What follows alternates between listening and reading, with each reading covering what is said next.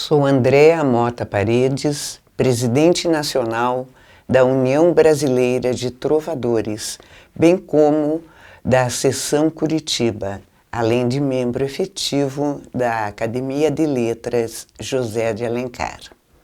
Trago para vocês a trova, uma das mais antigas modalidades de poesia da língua portuguesa.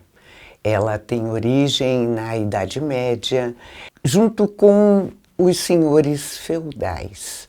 Veio para o Brasil com as caravelas de Cabral, passando pelos cantadores do Nordeste e do Sul do Brasil, até alcançar os poetas modernos. A trova é uma poesia de forma fixa que é conhecida como a mais popular entre todo o cancioneiro nacional. Tem algumas características de suma importância: a simplicidade, a facilidade de memorização, mas a sua principal característica e o que lhe dá vida é a técnica. Entre trovadores famosos do Brasil, podemos citar Adelmar Tavares, que possui uma trova antológica. Diz ele: ó linda trova perfeita, que nos dá tanto prazer, tão fácil depois de feita, tão difícil de fazer. Vejam que a maioria dos dicionários define a trova moderna como aquele verso de 7 sílabas métricas, rimando o primeiro com o segundo. Isto até 1956, época em que Luiz Otávio, um dentista do Rio de Janeiro, começou a estudar e lançou o livro Os Meus Irmãos Trovadores, aonde ele reuniu mais de 2.000 trovas de trovadores, ou seja, daqueles que praticam essa modalidade poética de todo o Brasil, impulsionando a trova, esta forma de poesia. Ele impulsionou a trova e, à época, ela era muito mais fácil e menos rígida do que é na atualidade. Por exemplo, uma trova com a definição antiga. Ah, se toda a gente soubesse como custa querer bem, quanta gente gostaria de não gostar de ninguém. Otávio Babo Filho. Na atualidade, a UBT, a União Brasileira de Trovadores, uma associação civil sem fins lucrativos que reúne trovadores de norte a sul do Brasil, tem um rigor um pouco maior do que seja considerado trova. Trova é aquela poesia formada por uma estrofe de 4 versos de 7 sílabas métricas, rimando o primeiro verso com o terceiro verso e o segundo verso com o quarto verso. Um pouco mais difícil para fazer, mas muito mais rica em função da rima. A trova, meus amigos, ela transforma, assim como todas as outras formas de poesia. Por isso, é importante o estudo e o trabalho e o desenvolvimento da trova em nosso país. A trova enquanto inclusão digital. Com a pandemia, as entidades culturais de Curitiba se reuniram e passaram a realizar atividades virtuais. Mas os nossos associados, na sua grande maioria idosos, não sabiam, não conseguiam acessar os aplicativos. Em função disso, eu criei um canal no YouTube para permitir que eles pudessem desfrutar dos eventos que passamos a realizar desta maneira, de forma virtual. Hoje você encontra no canal Andréa Mota P, YouTube, @Andréa Mota P, vídeos a respeito de trovas, a sua origem, classificação, técnica e muito mais. Eu vi minha mãe rezando aos pés da Virgem Maria. Era uma santa escutando o que a outra santa dizia. Esta é a trova mais conhecida do mundo, de autoria de Barreto Coutinho, o primeiro presidente da União Brasileira de Trovadores, seção Curitiba, entidade fundada em 10 de setembro de 1966. Eu sou Joatan Marcos de Carvalho, desembargador, aposentado, jubilado do Tribunal de Justiça do Paraná. Sou membro da Academia José de Alencar, Academia de Letras José de Alencar, há mais de 15 anos, da qual eu já fui orador e atualmente eu sou vice-presidente. Eu também sou, há pouco mais de 3 anos e meio, vice-presidente do Observatório da Cultura Paranaense, que foi criado junto com a doação da Casa Belvedere para a Academia Paranaense de Letras. Eu gostaria de começar conversando a respeito de uma questão bem simples, que é a questão do poema e da poesia.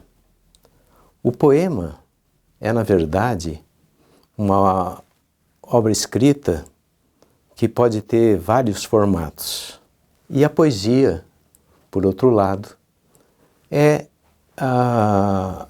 uma obra que pode ser de todas as formas artísticas, desde o teatro, o cinema, a escultura, todas elas que buscam um ideal de beleza estariam enquadrado na poesia. O poema, por outro lado, em suas formas, ele é uma obra literária exclusivamente.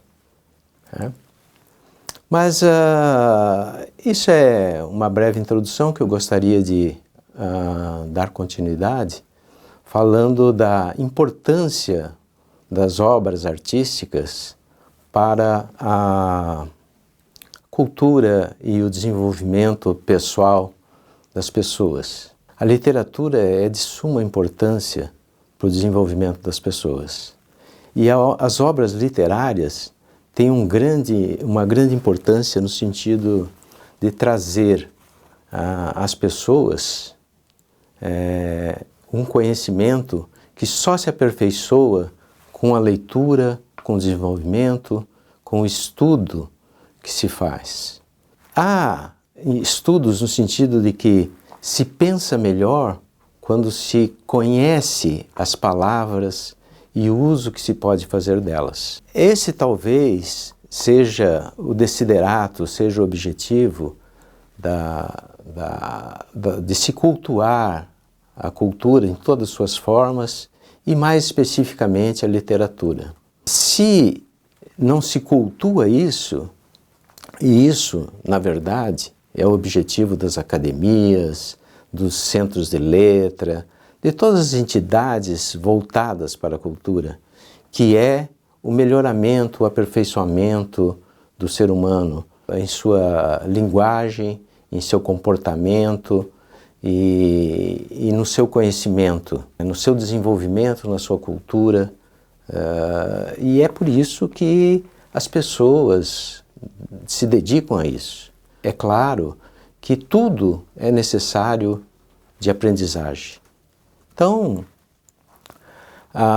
só por uma pequena análise que se pode fazer, a gente pode adquirir conhecimento através dos meios convencionais e também autodidaticamente. De forma que a gente pode aprender através das escolas, dos locais de ensino. Hoje em dia, tanto presencialmente, como semipresencialmente, como à distância. É claro que existem instâncias de aprendizado nessas maneiras, mas, evidentemente, nunca deixa de ser um aprendizado que se faz de qualquer maneira. Para encerrar, eu gostaria de ler um poema que eu fiz e que talvez seja interessante. E que fala exatamente sobre o pouco que eu falei aqui. Chama-se Verso. Até fiz algumas trovas, mas o soneto me alucina. Passei ao longe do haikai, do rondó e da cestina. A balada é um estorvo para quem não a domina. O verso, quando arranjado, muitas vezes não combina. Quando é livre e natural, aí sim ele se afina. Olá, meus colegas de Vida Bem Vivida. Eu sou Anita Zipin, presidente da Academia de Letras José de Alencar, entidade cultural fundada em Curitiba, Paraná, no dia 4 de outubro de 1939. Já estou há 12 anos como presidente da academia. E vão me perguntar, por quê? Como chegou lá? Então vou contar um pouquinho para vocês que para chegar a uma academia e outros passos, nós começamos com bons professores. Se nós somos hoje, eu sou a escritora das 3.000 crônicas publicadas em jornais e revistas, dos 4 livros, etc., fora livros alheios que daqui a pouco nós vamos conversar, porque eu tive uma formação muito boa de professores. Então é muito importante aos mestres com carinho. Eu devo aos professores e todos nós devemos aos professores a alegria de termos um certificado, de termos um diploma e de termos um sorriso. Sorrir pela vida, estudar, estudar, estudar. Continuo ainda aprendendo. Sou advogada, jornalista, mas não quero parar de aprender.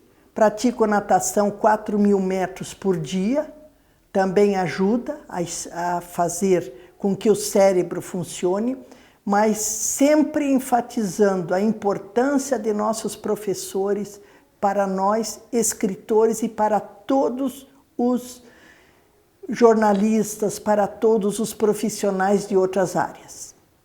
A minha missão nesta terra, em especial fora a área jurídica, da qual sou assessora jurídica do Tribunal de Justiça por 37 anos, eu também procuro e busco o escritor que existe dentro de cada um. Todo mundo tem um escritor dentro de si.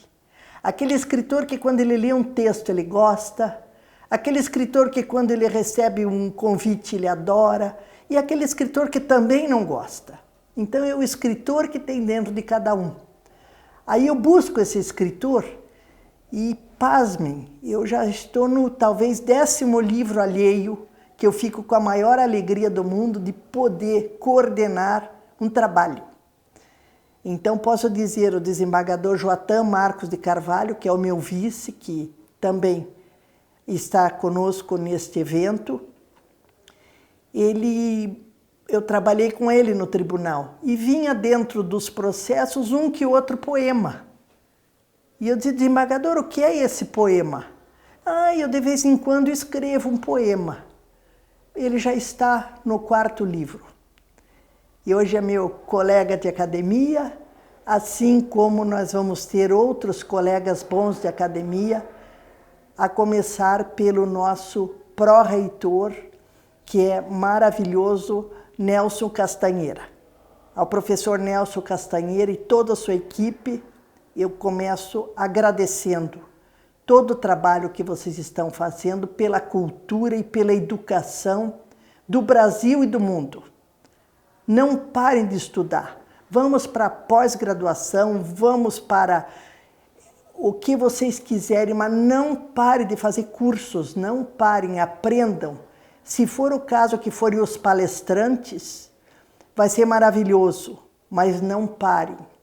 O que nós, Academia de Letras, podemos fazer para a comunidade? Não adianta nós virmos ao nosso piquenique cultural, que tem todo mês, e tudo bem, fechou por aqui? Não. A academia vai à escola, nós vamos à escola levar o que é crônica, o que é conto, o que é um poema.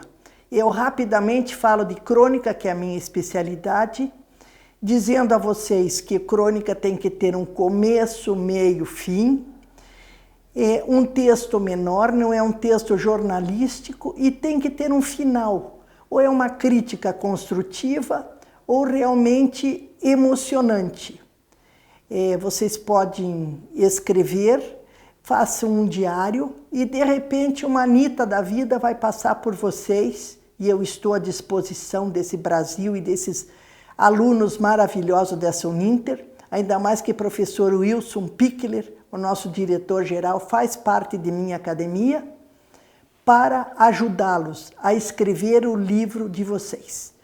Escritor, escritor, escritor, vocês que estão me ouvindo, acordem o escritor que existe dentro de vocês. Agradeço a vocês todos e que tenhamos uma bela e brilhante vida bem vivida, como eu iniciei. No viludo da noite sonhou a criança, com um mundo mais lindo, cheio de esperança. É o que eu desejo a todos. Academia de Letras José de Alencar, entidade cultural fundada em 4 de outubro de 1939, no Paraná, tem a satisfação de estar hoje com vocês. Colegas escritores, porque eu disse que existe um escritor dentro de cada um. Se você ainda não se encontrou, vai se encontrar, ainda mais com bons professores, boa formação e a possibilidade de, hoje, leitura eletrônica, de divulgar o trabalho de vocês. Nós, Academia de Letras, temos criado algumas uniões com outras entidades culturais, como a União Brasileira de Trovadores, que está aqui conosco, a Andréa Paredes, e também meu vice da Academia de Letras José de Alencar e vice-presidente do Observatório da Cultura, desembargador Joatã Marcos de Carvalho. Está aqui uma cronista que nas horas vagas tenta fazer um poema, tento fazer uma trova e daí passo para a Andréa, ela diz, muito linda a sua quadra, mas vamos lá, vai aprender trova, eu adoro aprender, adoro professores que me ensinem. E Joatã, que é uma beleza tanto na área cultural, na área jurídica, mas em especial nos versos, nos poemas, nas poesias. Então estou sempre aprendendo com eles.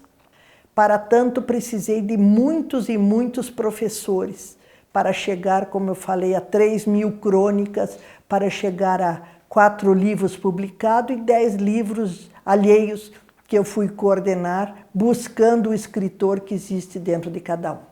Quero que vocês se sintam escritores, todos. Estão com bons professores, essa fase eletrônica é muito boa. Nós ainda saímos da fase papel para o eletrônico, mas estamos nos adaptando cada vez mais. Realmente a cultura se aprende na escola. E não só na escola, evidentemente, mas também na escola. Porque o desenvolvimento da linguagem, das habilidades literárias, é um longo caminho. E é por isso que a gente tem esses direcionamentos de academias, de entidades culturais. Nós vivemos um momento muito interessante com a criação do observatório, que surgiu em decorrência da doação da Casa Belvedere para a Academia Paranaense de Letras, e em sua disciplinação, na sua elaboração da lei, foi criado o Observatório da Cultura Paranaense, que reuniu um número grande de entidades formadoras, fundadoras, e também outras que vêm se reunindo ao Observatório da Cultura Paranaense. Mas eu sempre fui um defensor de que o mecenato não deve se prender única e exclusivamente ao mecenato oficial, ao mecenato das entidades públicas, e sim também das entidades privadas, porque essa união e divulgação da cultura, de uma maneira geral, ampla, como teatro, cinema, deve também ser feita pelas entidades particulares. E é o que a gente vê aqui, uma oportunidade da gente mostrar a nossa cara, mostrar a nossa face e apresentando o que a gente tem de melhor.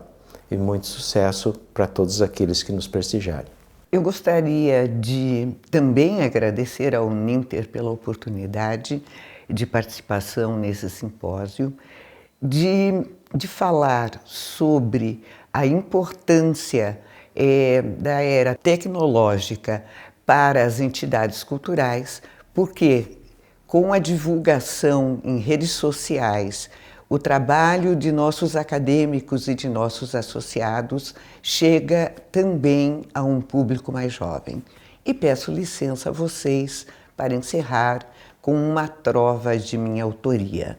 No clarão da velha chama de ritmos e de valores, curitibano conclama, rimai por nós trovadores.